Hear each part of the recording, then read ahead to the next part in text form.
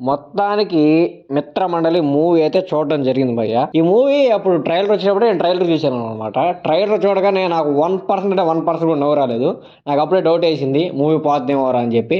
సర్లే ఎలా ఉంటదేమో అని చెప్పి నేనైతే మూవీకి కూడా పోలేదు. ఎందుకంటే నాకు ట్రైలర్ నచ్చలేదు. డామ్ షూర్‌గా నేను మూవీకైతే పోకూడదని ఫిక్స్ అయిపోయాను.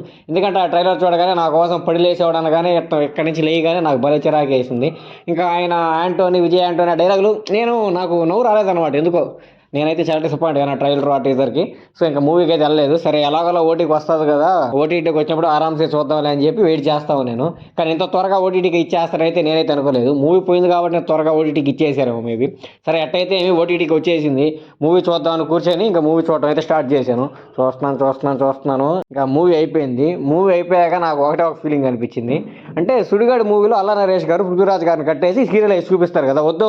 వద్దు నాకు ఈ బతుకొద్దు అంటాడు కదా పృథ్వీరాజ్ గారు. సేమ్ అదే ఫీలింగ్ నాకు. జస్ట్ ఒక 30-40 మినిట్స్ మూవీ చూసేటప్పటికి మైండ్ పోయింది. వద్దురా ఎందుకురా బతుకు స్వామి ఈ మూవీ చూడడానికి బతుకుతున్నావురా స్వామి అన్న ఫీలింగ్ అయితే వచ్చేసింది. అంత దారుణంగా ఉంది మూవీ. ఎంత వర్స్ట్ అంటే అంత వర్స్ట్. రోట కామెడీ. మామూలు కామెడీ కాదు. క్రింజ్ ప్రో మ్యాక్స్ ఎన్ని ప్రోలు పెట్టుకుంటారో మీ ఇష్టం అది. అది 17 ప్రో 18 ప్రో అది మీ ఇష్టం. ఎంత క్రింజ్ ప్రో మ్యాక్స్ అంటే అంత క్రింజ్ ప్రో మ్యాక్స్. ఇక ఏదేదో క్యారెక్టర్లు వస్తుంటాయి. ఏదేదో జరుగుతుంటాయి. మెయిన్‌గా ఈ మూవీలో నాకు సత్య గారి క్యారెక్టర్ అయితే భలే చిరాకేసింది భయ్య. మూవీలోకి వచ్చి ఎవరు బ్రో మీరంటే ఇంపార్టెంట్ క్యారెక్టర్ అని చెప్పి మూవీని చెడ్డ చిరాకు చేసిండు. నాకైతే భలే చిరాకేసింది.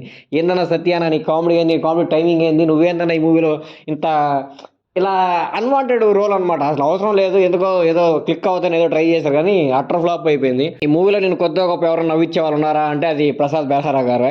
ఆయనే కొంచెం ఈ మూవీలో బెటర్‌గా చేశారని నాకైతే అనిపించింది. ఇంకా మిగతా వాళ్ళు యాక్షన్ చూస్తుంటే వాళ్ళు చేసే యాక్షన్‌కి ఎందుకురా ఓవర్ యాక్షన్ మూవీ. అసలు మూవీ కాన్సెప్ట్ ఏంది? ఏం తీస్తున్నారురా మూవీ? ఏదేదో తీస్తున్నారు. అదేదో 'మ్యాడ్' హిట్ అయిపోయింది కదా అని చెప్పి 'జాతిరత్నాలు' హిట్ అయిపోయింది కదా అని చెప్పి అదే కాన్సెప్ట్ ఎలా అంటే అలా రొట్ట మూవీలు మీకు నచ్చిన కామెడీ సీన్‌లు ఏంటో ఈ సింక్ లేకుండా గాని రాసేస్తే చూడటానికైతే ఎవరు రెడీగా లేరు. నాగవంశీ గారు 'మ్యాడ్ 2'కి అయితే స్టేజ్ మీద అఫీషియల్‌గా చెప్పేశారు. మీరు లాజిక్‌లు, మ్యాజిక్‌లు, స్టోరీలు ఏమి వెతకబాకండి. జస్ట్ కామెడీ ఎంజాయ్ చేయండి అని చెప్పి. అసలు మేము మూవీ చూసేదే స్టోరీలో కామెడీ ఉంటే చూస్తాం భయ్య. జస్ట్ కామెడీ ఉంటే మూవీ అయితే ఎవరు చూడరనమాట. సో, జస్ట్ కామెడీతో మూవీ లాగేద్దామని ఏదో ఫిక్స్ అయినట్టున్నారు. ఇలా తీసుకొచ్చి మళ్ళీ మిస్‌ఫెయిల్ అయ్యారనమాట. సో, ఇంక ముందు వచ్చేటప్పుడు స్టోరీలో కామెడీ బెటర్ అనుకోండి. అంతేగాని కామెడీతో స్టోరీ చేయాలనుకోబాకండి.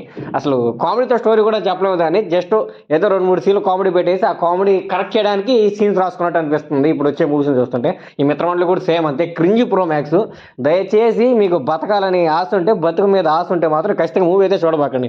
చూస్తే మీకు బతుకు మీద ఆశే పోద్ది. ఎందుకంటే రేపు పొద్దున ప్రియదర్శి అనేది ఇంకేమైనా మంచి మూవీ రిలీజ్ అయినా సరే మీరు వెళ్ళడానికి మనసు రాదనమాట. మరి వద్దురా మళ్ళీ 'మిత్రమండలి' లాగుంటే చాలా డిసప్పాయింట్ అయిపోతారని చెప్పి చాలా ఫీల్ అయిపోతారు.